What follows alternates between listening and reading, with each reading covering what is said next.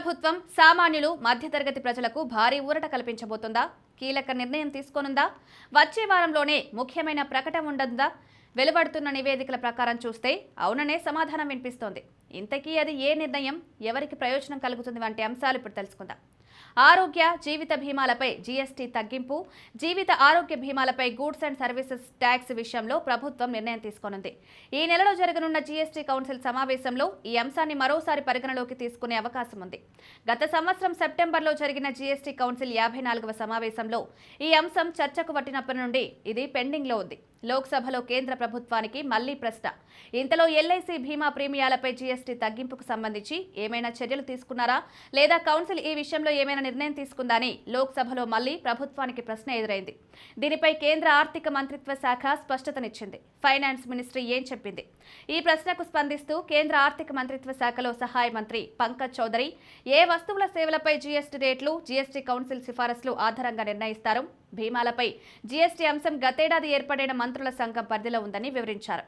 ఆరోగ్య జీవిత బీమాలపై జీఎస్టీ అంశాన్ని 2024 సెప్టెంబర్ 9న న్యూఢిల్లీలో జరిగిన జీఎస్టీ కౌన్సిల్ 54వ సమావేశంలో చర్చించారు. అనంతరం దీనిపై సమగ్రంగా పరిశీలించేందుకు మంత్రుల సంఘాన్ని ఏర్పాటు చేయాలని కౌన్సిల్ నిర్ణయించింది. 2024 సెప్టెంబర్ 21న జరిగిన జీఎస్టీ కౌన్సిల్ 55వ సమావేశంలో మంత్రుల సంఘం కన్వీనర్ అయిన బీహార్ ఉప ముఖ్యమంత్రి సామ్రాట్ చౌదరి సిఫార్సులను తుది రూపంలో ఇవ్వడానికి కొంత అదనపు సమయం కోరారు. కౌన్సిల్ దీనికి అంగీకరించిందని పంకజ్ చౌదరి తెలిపారు. ఈ నెల జీఎస్టీ కౌన్సిల్ సమావేశంలో ఊరట ప్రకటించే అవకాశం ఉంది. రెండో వారంలో జరగనున్న జీఎస్టీ కౌన్సిల్ సమావేశంలో జీవిత ఆరోగ్య బీమా పాలసీదారులకు ఊరట ప్రకటించే అవకాశం ఉంది. బీమా ప్రీమియాలపై జీఎస్టీ తగ్గింపు లేదా పూర్తిగా రద్దు చేసే విషయంపై కౌన్సిల్ సానుకూలంగా నిర్ణయం తీసుకునే అవకాశం ఉందని సమాచారం. సీనియర్ సిటిజన్ల బీమాలపై పూర్తిగా జీఎస్టీ రద్దు సిఫార్సు, మంత్రుల సంఘం తరపున సీనియర్ సిటిజన్ల ఆరోగ్య టర్మ్ లైఫ్ బీమాలపై పూర్తిగా జీఎస్టీ తొలగించాల్సిందిగా సిఫారసు చేసినట్టు సమాచారం.